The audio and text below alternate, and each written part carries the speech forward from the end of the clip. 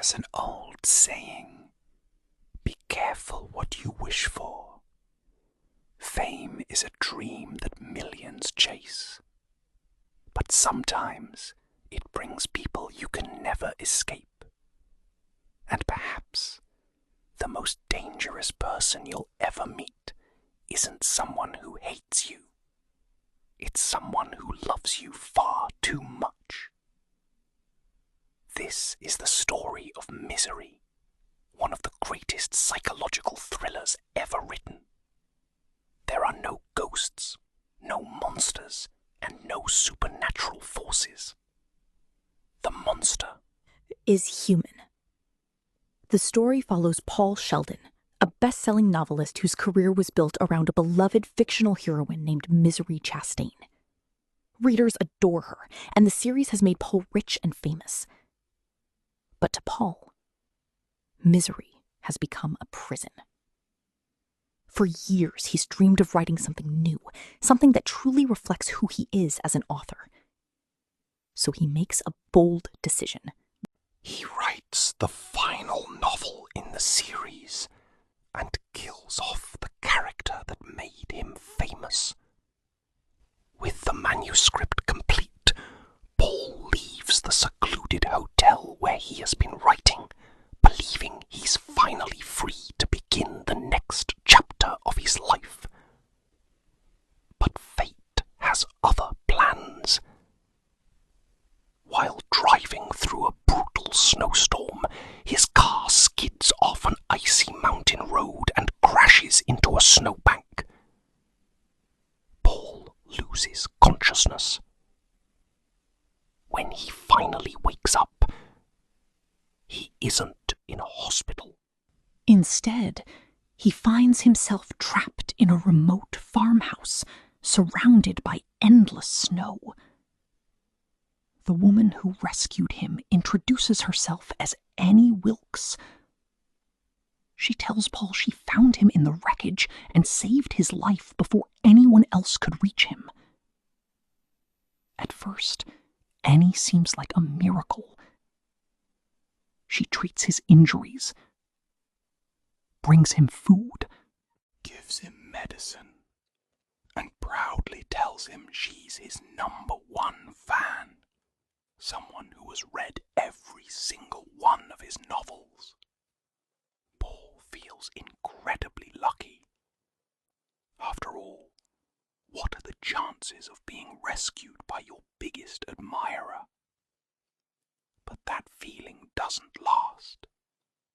As the days pass, strange things begin to stand out. The phone never works. No visitors ever arrive. The doors remain locked, and the outside world feels impossibly far away.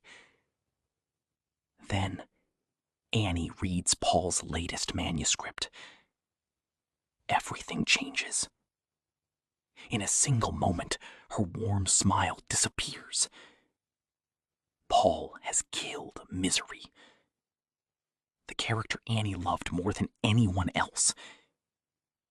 For most readers, it's simply the end of a story. For Annie, it's an unforgivable betrayal. From that moment on, Paul realizes the horrifying truth. He isn't a guest. He's a prisoner. Annie makes it clear that he isn't leaving the house. He won't call for help. He won't see another person.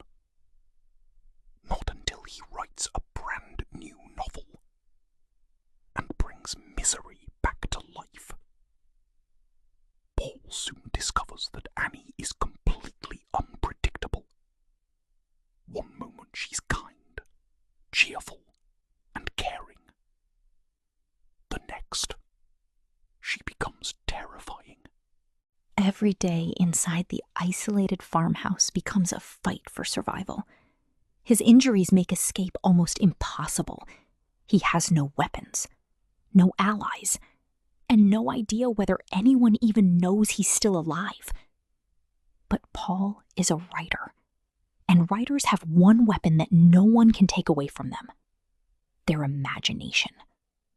Forced to sit before an old typewriter, Paul begins writing the story Annie demands.